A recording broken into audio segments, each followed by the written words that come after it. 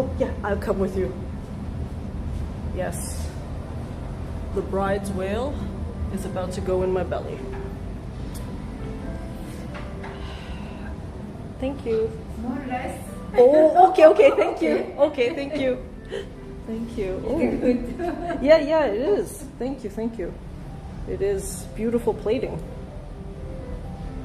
Thank you so much. It is. All right. This is an up close of the bride's whale curry. And as a scuba diver, I have no clue how I really feel about this, but we're gonna give it a go. I mean, it's the first time I've seen such food in Japan, and really ever.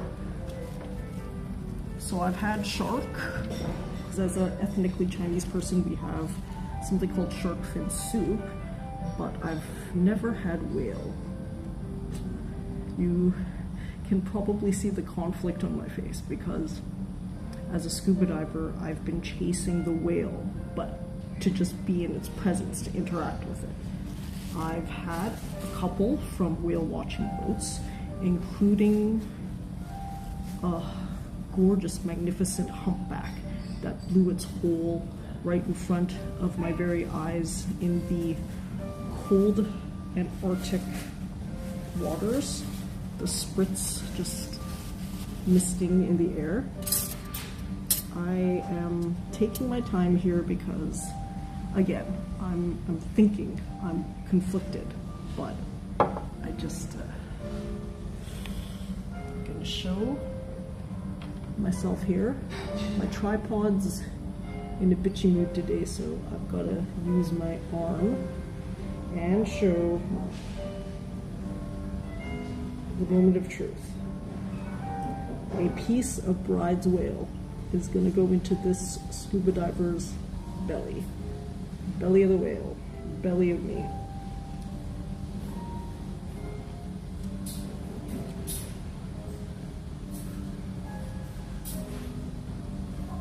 Wow, this is a little different than what I expected whale to taste like, if I ever had an expectation. The texture is sinewy and crunchy at the same time. Like, there's definitely striations in here, but it's also slightly crunchy. So that's an interesting texture, a different texture than what I was expecting.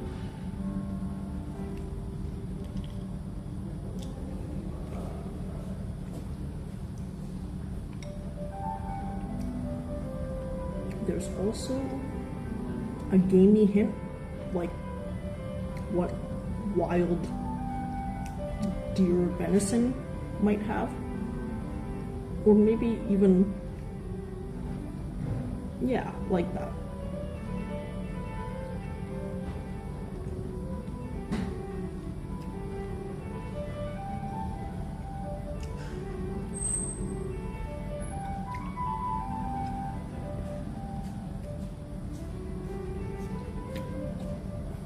I will say definitely the curry makes it a little difficult to tell what the taste of the whale is per se, but I mean, all in all, it's a decent bite. The ethics of which are highly questionable in my mind. I mean, I've been more whale hunting and shark hunting the last couple of years post-pandemic, because I've obtained my advanced scuba diver license. But you know, to eat the animals that you want to interact with and are in some senses sometimes trying to save with your environmentalism, it's a little awkward, I'll admit that, but you know, I guess it is what it is. So then the question will be, how do I continue the vlog without my hand? I'm going to prop it up. I'll prop up my camera and maybe obtain a better view here. But while we're going, here's a Japanese description of the whale and its body parts. So, I mean, they've got whale paraphernalia all over the restaurant. I think it's legit whale. The lady who's cooked the food and prepared has been a sweetheart. But in any case, let's try to prop up the camera.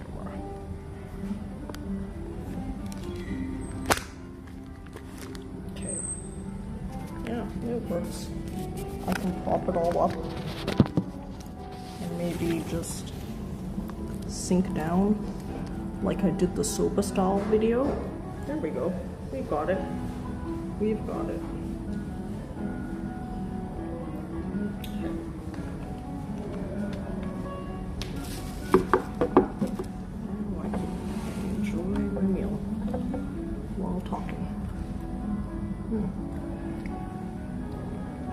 On a side note, this curry is excellent. I mean, we almost had the whale outshine the curry, which I mean, I guess it's supposed to, but yeah, this curry is excellent. The best curry I've had in Japan for sure.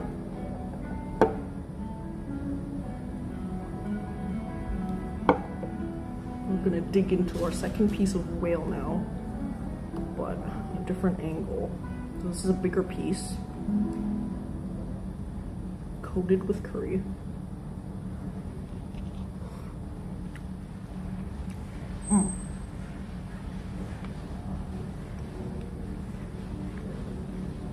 This piece is less sinewy.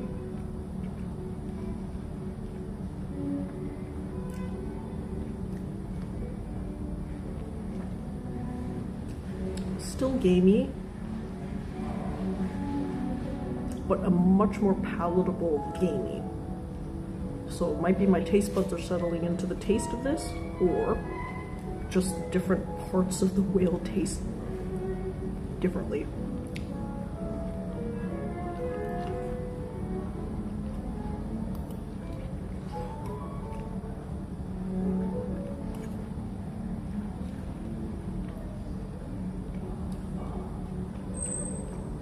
They paired it with this eggplant here.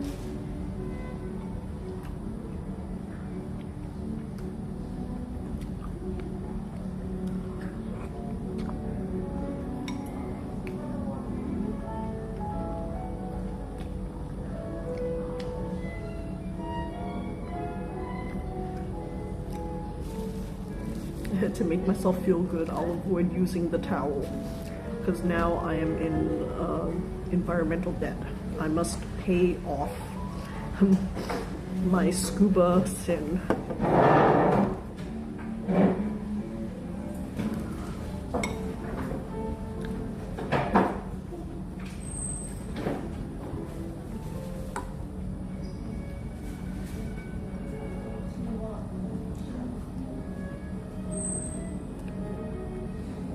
I mean, this curry is delicious.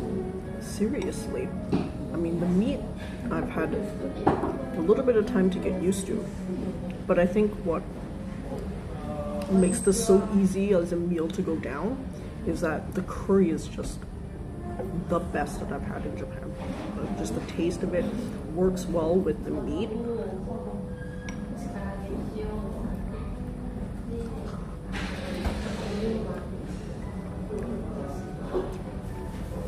I mean, the quality of the curry alone makes me feel good about eating a bride's whale.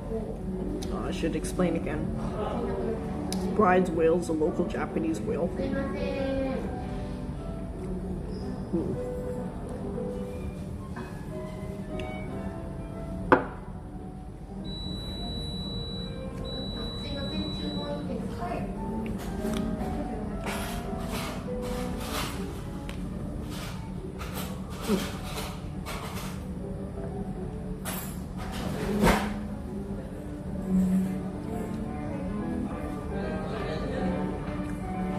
This one has a little more of a chew to it as well.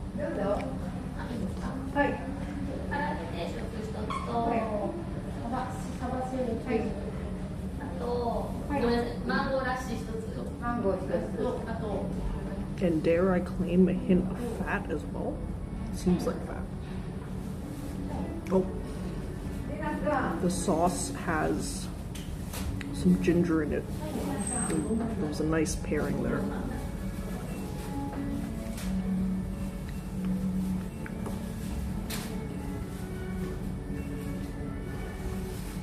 I think what makes this curry so good is it has a hint of butter chicken consistency, Indian butter chicken consistency, and maybe even a little Indian butter chicken taste.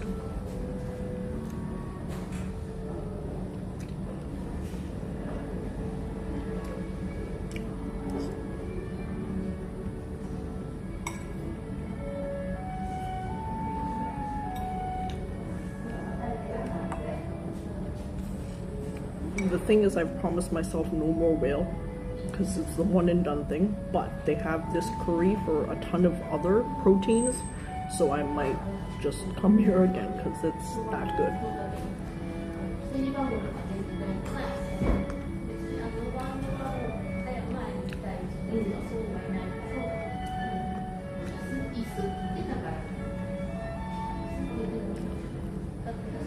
How did I find this place? I've been bumming around Shinjuku, doing a different kind of traveling because I'm back as a lone wolfess again. So as that, I can do it a little grittier, a little more extreme, a whale of an adventure, if you will. Last night, for the first time, I slept in an esports bar chair. Yes. Now, maybe I'll do a separate vlog about that, because this is about whale. But I'm trolling for different interesting places to sleep. Now, normally, in the third world, I've been known to fall asleep on a park bench or two. In Japan, that's much more difficult because you have guards poking and prodding at you every time you fucking shut your eyes.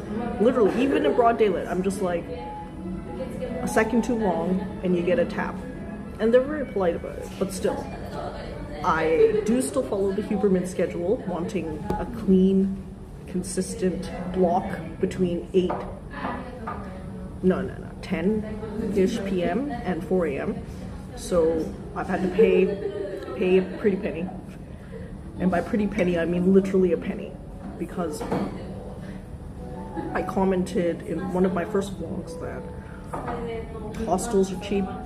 There's an even cheaper accommodation method known as manga kissa, or any sort of variety of 24-hour cafes, lounges, karaoke bars. This one was sleeping in a fully 180 reclining esports chair in an open bar area.